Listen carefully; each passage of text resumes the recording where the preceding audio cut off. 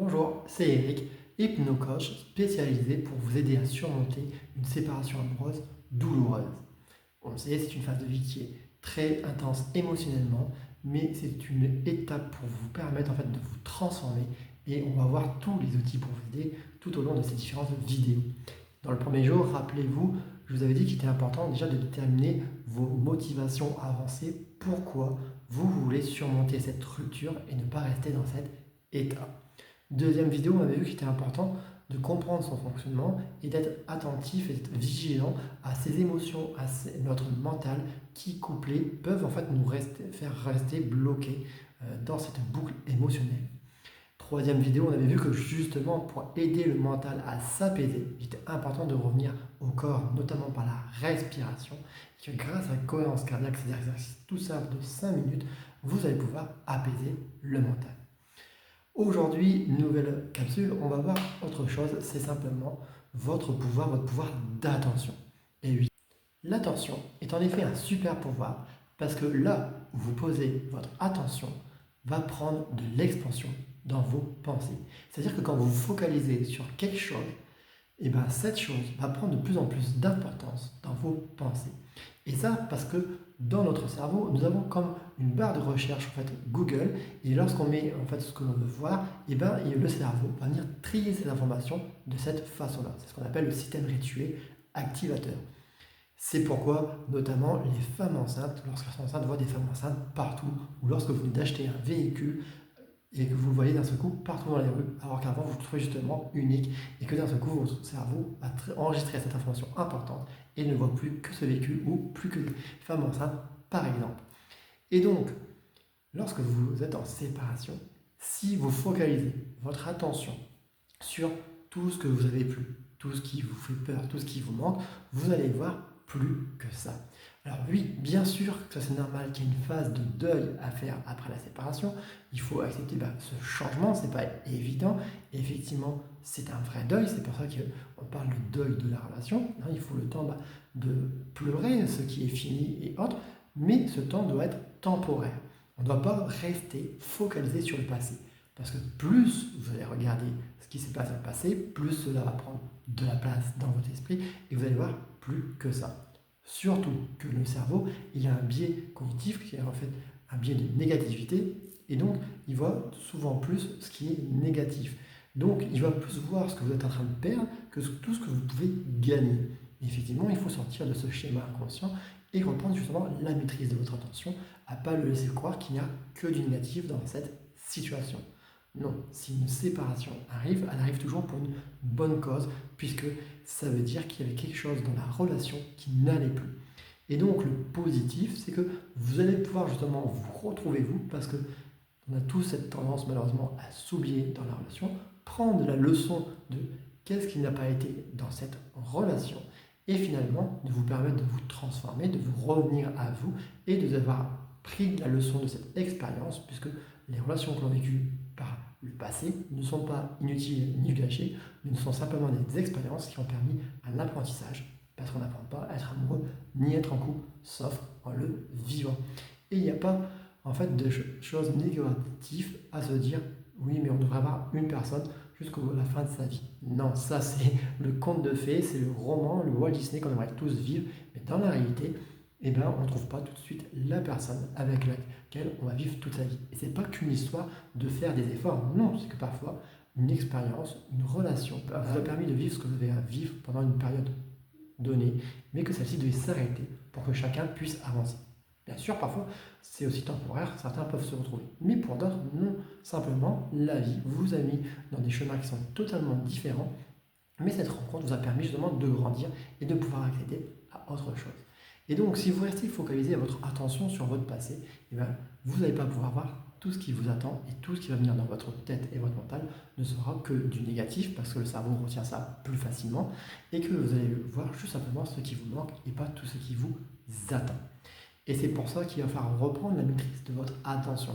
Ça ne veut pas dire que vous n'allez pas plus jamais penser au passé. Non, c'est normal. C'est juste de dire à un moment, il va falloir revenir, dire ok, là, est-ce que je suis en train de refaire encore l'histoire du passé? Est-ce que j'aurais dû faire les choses différemment? Est-ce que ça aurait pu se passer autrement? Du moment que vous êtes basculé dans le passé et que vous refaites les choses, Là, vous n'êtes pas votre attention dans le moment présent, vous imaginez des choses sur lesquelles vous n'avez aucun contrôle, et votre attention ne va pas vous amener sur des choses qui vont vous amener une solution.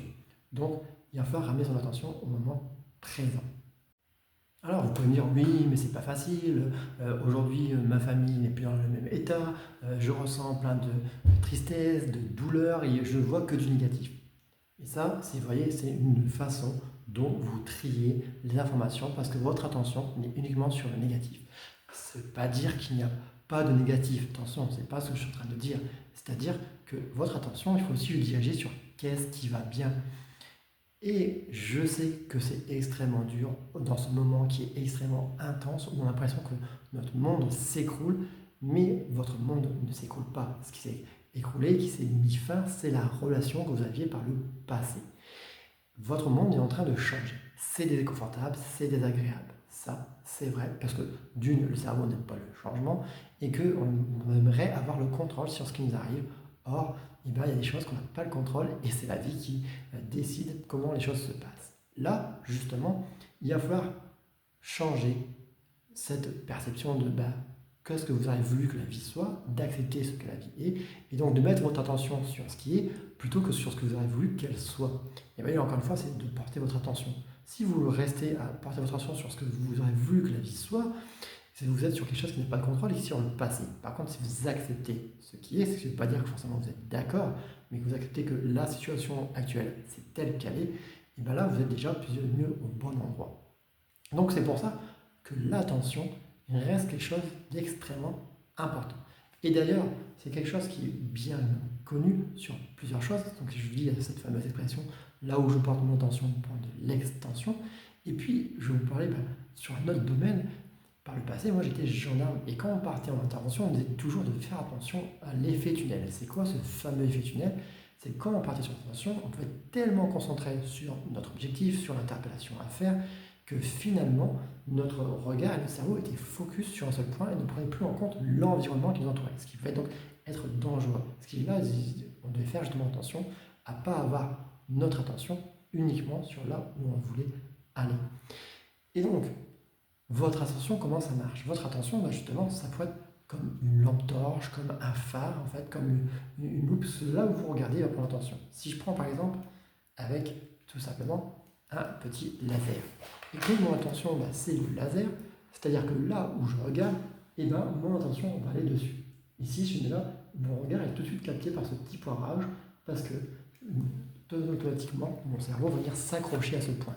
Et donc, c'est ce qui va prendre là, dans un coup de mon champ visuel, toute mon attention, parce que j'ai mis ma concentration dessus. Et donc, vous comprenez bien que tant que vous resterez concentré sur qu'est-ce que fait votre ex, surveiller ce qu'il fait sur les réseaux, à refaire votre passé, à dire oui, mais si on a vu les choses différemment, si on a fait les choses différentes, sur des choses que vous n'avez donc plus aucun contrôle. Donc vous mettez à chaque fois votre attention au mauvais endroit, pas sur ce que vous vivez actuellement, pas sur ce quoi vous avez un pouvoir d'influence, et bien forcément tout ça va vous empêcher d'avancer. Et donc il va être important et vigilant de faire attention à où est-ce que vous mettez votre attention sur le moment présent, sur les choses sur lesquelles vous avez le contrôle et pas sur les choses qui sont donc passées, et de mettre votre attention sur là où vous êtes et sur là où vous voulez aller avec justement les motivations comme on l'avait vu. Si je mets mon attention sur là où je veux aller et sur là où je suis, et bien effectivement, mon cerveau va venir chercher et enregistrer toutes les solutions qui vont s'afficher à moi. Par contre, si je reste bloqué sur le passé et les problèmes, surtout que le cerveau, par ordinaire, il a un biais négatif, je vais ne voir et mettre mon attention que sur seulement ce qui me fait souffrir et ne voir exclusivement que tout va mal. Or, ça n'est pas les choses.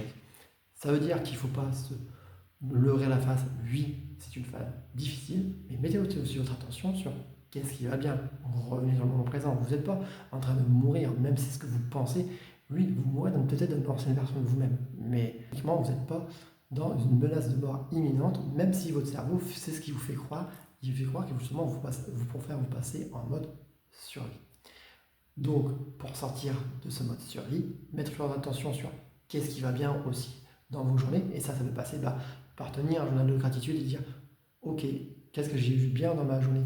Et ça peut être des choses très simples comme avoir discuté avec un ami, avoir bu un bon café avec un copain, avoir mangé un bon restaurant, vous êtes levé en bonne santé, voir vos enfants, et tout ça va vous permettre aussi de mettre votre attention sur qu'est-ce qui va bien et de ne plus voir que le négatif.